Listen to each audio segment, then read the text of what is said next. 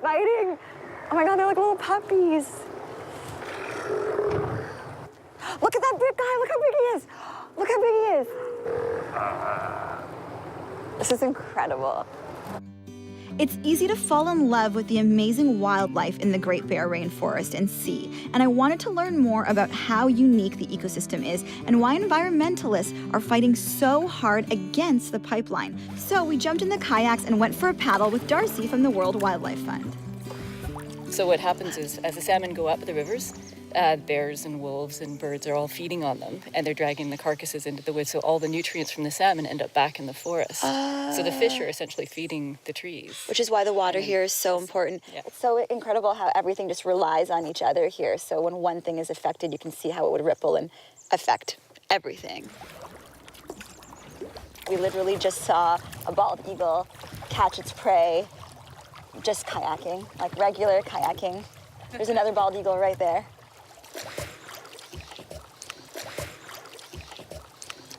From its point of origin to marine operations at Kitimat, this path has been planned with one goal: to ensure that the environmental impact on land and sea is minimized. So with the salmon being such an important part of the area and the ecosystem, I thought that I should try to do what the locals do and catch one. We went out in the rain and started trolling with one of the local fishing guides named George from the First Nations community in Hartley Bay. You gotta call the salmon. Wait, we like some yeah day. So in our language, yeah is the chinook, the king salmon.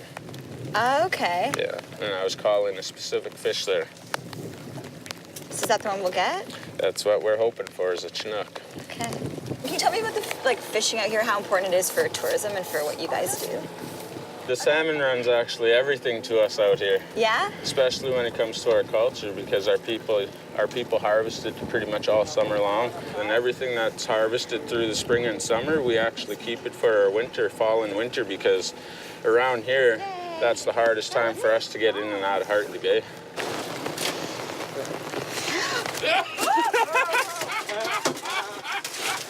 Oh my gosh. Yeah, we're gonna take him home, eat him.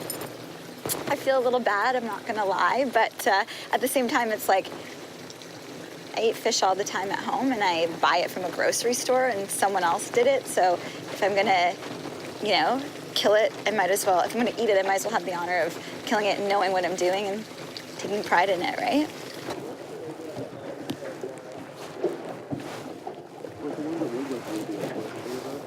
So what you see right now is a big freight boat going through. I mean, this is very small compared to the proposed tankers that would be coming through, but a lot of the locals and the industry here definitely, they don't like to see this. This is like a freight boat. They're probably carrying, boxes of stuff.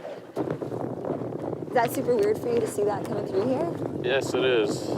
It's not every day you get to see one of those actually run through here. They have a different outside route that they could take, but... Why do you think he's coming through here? Hard to say. Weather. Trying to avoid as much as possible, but when it comes around here, it's like, you never know what to expect. It's like, there's so much tidal flow that comes through every channel throughout here. You could experience anything out of these guys.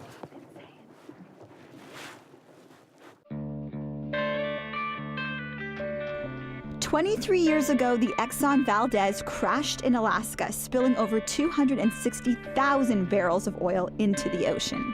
The fear is that this could happen in the Great Bear Sea, and most of those concerned believe it's a matter of when it will happen, not if it'll happen. We share people's concerns about oil spills and understand the need for reassurances. We're very strongly committed to putting in place a comprehensive plan to ensure that all aspects of marine operations are conducted with the highest degree of safety and care for the environment.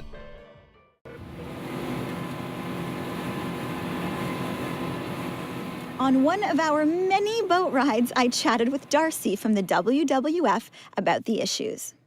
How can environmentalists like yourself be so hard on this pipeline getting built here when the boats all use oil and you land planes with oil? I'd say it's precisely because we're using oil that we have to be thoughtful and careful about where it comes from and how we move it around. And the places that we choose to put this kind of infrastructure demands a lot of thought and a lot of care, precisely because we need it right now. Even though I get that there are, some jobs that could be lost or some wilderness that could be affected, how is that more important than the economy and the money and, the future of Canada? There's a couple things wrong with that. One is the idea that we always have to choose between our places and our economy and our environment and our economy. Because one of the things that you learn spending any time out here at all is that there is no separation between a healthy environment and a healthy economy and healthy communities. And if we're prepared to throw places like this under the bus for our economy, then it's no economy at all. This is my first time ever seeing a bear not in a zoo. There's no way that you can compete with Mother Nature.